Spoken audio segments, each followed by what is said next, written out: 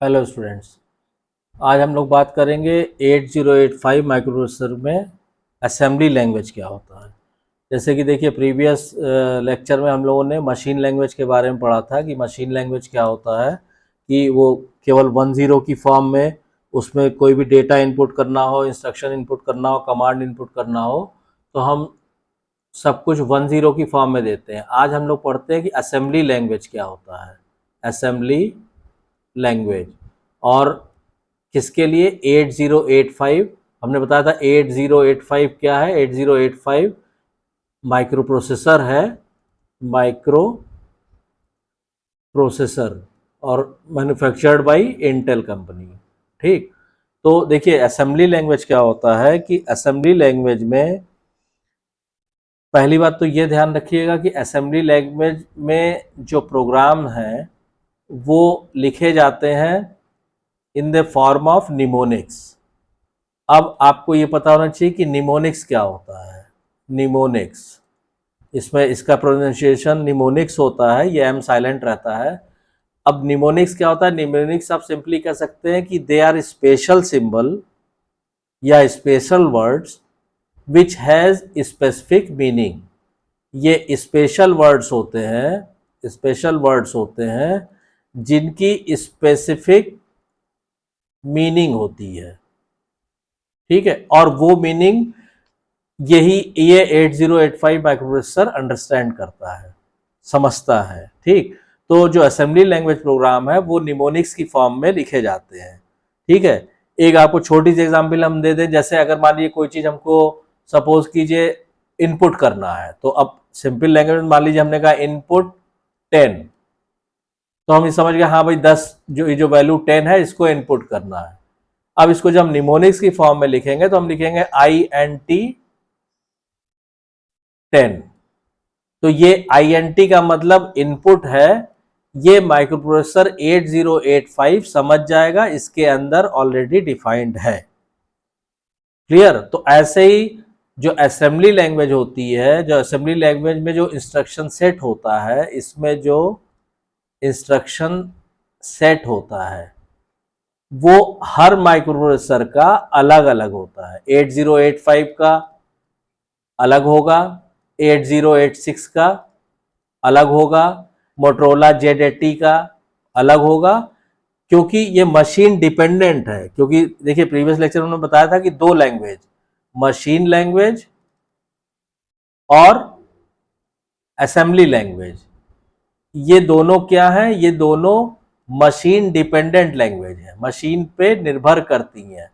यानी जरूरी नहीं है कि जो इसका इंस्ट्रक्शन सेट है, ठीक है, 8085 का, वो इसी पे काम करेगा, वो इस पे काम नहीं करेगा। या इसका जो इंस्ट्रक्शन सेट है असेंबली लैंग्वेज में वो Z80 पे ही, ये Z80 प्रोसेसर जो है ये मोटरोला बनाती है कंपनी। ठीक, ये इस पे ही काम करेगा, ये इस पे नहीं काम करेगा, तो इसीलिए इसको बोलते हैं मशीन डिपेंडेंट। ठीक, तो असेंबली लैंग्वेज जो है वो निमोनिक्स की फॉर्म में लिखे जाते हैं। अब इसको अगर आप और प्रॉपर लैंग्वेज में डिफाइन करना चाहें कि निमोनिक्स क्या होते हैं, तो सिंपली आप ये लिख सकते हैं कि each manufacturer of a microprocessor has devised a symbolic code. चाहे आप उसको स्पेशल वर्ड कह लीजिए, चाहे सिंबॉलिक कोड कह लीजिए, सिंबल की फॉर्म में कोड। तो each manufacturer of a microprocessor has devised a symbolic code for each instruction and these codes are called mnemonic. ठीक है, और ये जो निमोनिक वर्ड आपका आया है,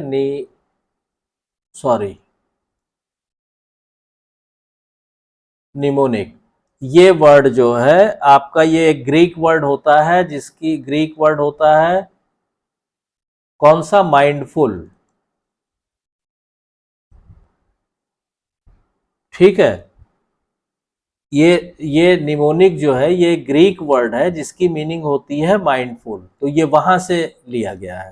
ठीक, खैर अब चलिए आप अपने काम पे चल रहे हैं हम लोग। तो the mnemonic for a particular instruction consists of letters that suggest the operation to be performed by that instruction। मतलब किसी पर्टिकुलर इंस्ट्रक्शन के लिए, वही जो अभी हम आपको PRT इनपुट वाला बता रहे थे, किसी पर्टिकुलर इंस्ट्रक्शन के लिए एक निमोनिक होता है। ठीक है, जो पर्टिकुलर ऑपरेशन परफॉर्म करता है। जैसे फॉर एग्जांपल आपको बताएं, मान लीजिए हमको क्या ऑपरेशन करना, हमको करना है एडिशन, दो नंबरों का एडिशन, तो इसके लिए क्या निमोनिक होता है, ऐड।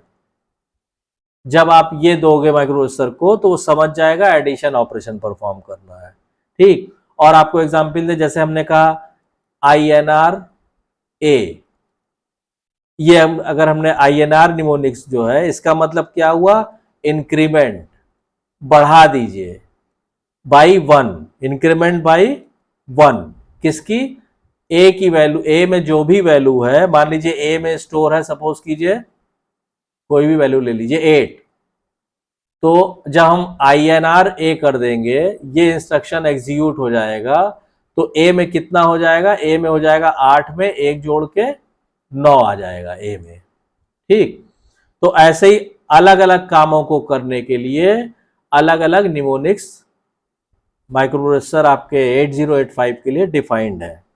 ठीक, तो अब उसके बाद क्या कर रहा है कि however these symbols do not specify the complete operations, they suggest its significant part. The complete description of each instruction must be supplied by the manufacturer. मतलब क्या है कि जैसे अब हमने लिख दिया, देखिए INR ए, तो अब ये जो INR है, ये पूरी डिस्क्रिप्शन तो बता नहीं रहा है आपको कि increment the value by 1 which is stored in register A. तो ये जो पूरा डिस्क्रिप्शन है, ये कौन सप्लाई करता है, ये मैन्युफैक्चरर जब माइक्रोप्रोसेसर बनाता है उसके साथ निमोनिक्स और डिस्क्रिप्शन दोनों चीजें सप्लाई करता है। तो इसीलिए the complete set of 8085 mnemonics is called 8085 assembly language. यानी 8085 जो माइक्रोप्रोसेसर है इंटेल का बनाया हुआ, इसके साथ जो हम पूरा सेट देते हैं, कंप्लीट सेट, सारे निमोनिक्स उसमें हो, कंप्लीट सेट ऑफ निमोनिक। ठीक, किसका, ऑफ 8085, इसी कंप्लीट सेट को बोलते हैं, क्या बोलते हैं, 8085 का असेंबली लैंग्वेज, 8085 का असेंबली लैंग्वेज। ये पूरा इंस्ट्रक्शन प्रोवाइडेड रहता है और जिसको ये इंस्ट्रक्शन आता है वही 8085 को यूज कर सकता है, प्रोग्रामिंग कर सकता है उस पर।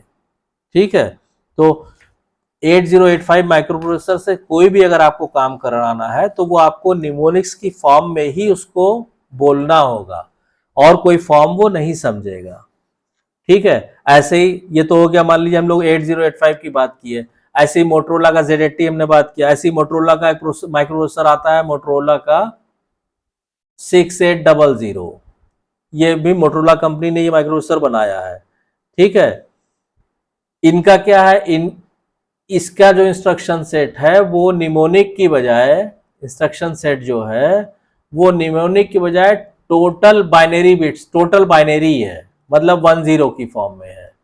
ठीक है, तो 10 की फॉर्म में है तो उसको याद रखना, उसको यूज करना वो ज्यादा दिक्कत है, इसलिए 8085 जो है ज्यादा पॉपुलर है इन कंपेरिजन ऑफ दिस। ठीक है, और जो एक चीज और ध्यान रखने वाली जो हमने आपको बता दिया, ये ध्यान रखिएगा, मशीन डिपेंडेंट लैंग्वेज है ये। मतलब अगर एक माइक्रो, मान लीजिए ये 8085 माइक्रोप्रोसेसर है, इस पे आपने कोई प्रोग्राम रन कराया है लिख के, ठीक है, तो जरूरी नहीं है कि ये प्रोग्राम आपका दूसरे माइक्रोप्रोसेसर पे ही रन करे, कोई जरूरी नहीं है, इसीलिए इसको मशीन डिपेंडेंट बोलते हैं। ठीक है, इसको आप चाहे तो ये समझ सकते हैं, assembly language program written for one microprocessor is not transferable to a computer with another microprocessor unless the two microprocessors are compatible in their machine codes। मतलब कि मान लीजिए ये माइक्रोप्रोसेसर है 8085, इस पे हमने कोई प्रोग्राम बनाया, रन किया, बढ़िया चल रहा है। अब मान लीजिए ये कोई दूसरा माइक्रोप्रोसेसर है, उसका से हमने कहा ए, ये कोई माइक्रोप्रोसेसर है, तो जरूरी नहीं है कि ये प्रोग्राम इस पे भी, जरूरी क्या, ये प्रोग्राम इस पे रन नहीं करेगा अनटिल अनलेस कि ये दोनों माइक्रो प्रोसेसर, ये दोनों मशीन कॉम्पेटेबल ना हो। ये ध्यान रखिएगा, ये बहुत इंपॉर्टेंट चीज है। अगर ये कॉम्पेटेबल है तो इस जो प्रोग्राम इस पे रन कर रहा है वो इस पे भी रन करेगा। अगर कॉम्पेटेबल नहीं है तो ये प्रोग्राम इस पे रन नहीं करेगा। ये बहुत इंपॉर्टेंट चीज है in terms of machine language और in terms of assembly language, ये ध्यान रखिएगा, ठीक है। अच्छा, इसमें एक चीज आप लोगों को और ये बतानी थी कि मशीन लैंग्वेज और जो हम लोग पिछले लेक्चर में पढ़ चुके हैं और असेंबली लैंग्वेज जो आज पढ़ रहे हैं, ये दोनों क्या कहलाती हैं? ये दोनों कहलाती हैं लो लेवल लैंग्वेज। इकट्ठे ये दोनों क्या कहलाती हैं? लो लेवल लैंग्वेज, ठीक है। आपको मालूम मशीन लैंग्वेज क्या होता है? बाइनरी फॉर्म में 10 की फॉर्म में देते हैं और असेंबली लैंग्वेज जो है इस पे निमोनिक्स की फॉर्म में देते हैं, ठीक है। अब इसमें क्या होता है कि ये बताइए कि अब इसमें हम निमोनिक्स की फॉर्म में देते हैं, तो अभी तक जो हम लोगों ने ये पढ़ा था कि साहब माइक्रो प्रोसेसर जो है वो केवल 10 की फॉर्म समझेगा, और यहाँ पे हम लोग INR और ऐड, सब्ट्रैक्ट, PRT इस तरह की बात, तो ये चीज, ये INR माइक्रो प्रोसेसर कैसे समझेगा, ये ऐड माइक्रो प्रोसेसर कैसे समझेगा, ठीक। तो क्या होता है कि जो प्रोग्राम आप असेंबली लैंग्वेज में भी लिखते हैं, असेंबली लैंग्वेज प्रोग्राम, ठीक है, जो आप असेंबली लैंग्वेज में भी लिखते हैं, that is converted into machine language, into 10 form, वो मशीन लैंग्वेज में भी कन्वर्ट हो जाता है with the help of assembler, with the help of assembler. Assembler क्या है?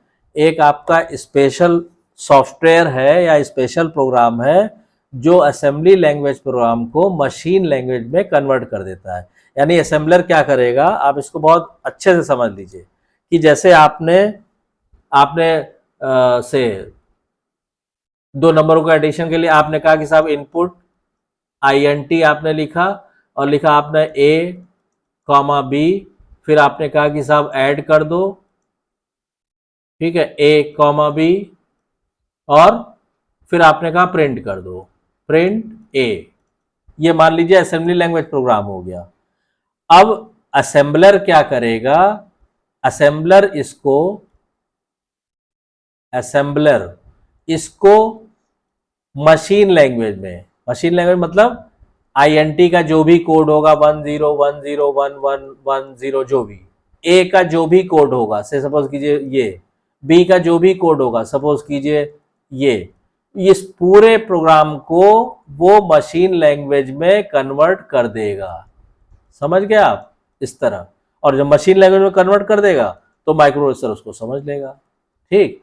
तो इसलिए असेंबलर की जरूरत पड़ती है, ठीक है।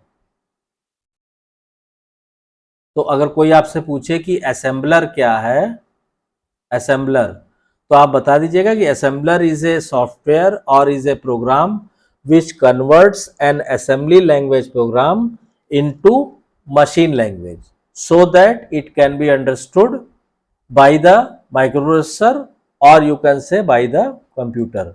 तो आई होप कि आपको असेंबली लैंग्वेज क्या होता है ये क्लियर हो गया होगा। अगर इसके, देखिए अभी सब्जेक्ट की शुरुआत हो रही है, तो अगर कोई भी कंफ्यूजन है आपको या कोई टॉपिक छूट जा रहा है या कुछ और आप एक्स्ट्रा जानना चाहते हैं तो प्लीज आप कमेंट लाइन में कमेंट करके मेंशन कीजिए। मैं उस पर एक सेपरेट वीडियो बना दूंगा अगर जरूरत होगी, नहीं तो रनिंग वीडियो में मैं आपको बता दूंगा। और अगर आपको वीडियो कंटेंट पसंद आ रहा है तो प्लीज वीडियो को शेयर कीजिए, लाइक कीजिए, चैनल को सब्सक्राइब कीजिए और नोटिफिकेशन बेल को ऑन कर दीजिए ताकि जब भी कोई नई वीडियो चैनल पर अवेलेबल हो आपको उसकी नोटिफिकेशन तुरंत मिल जाए। Thank you.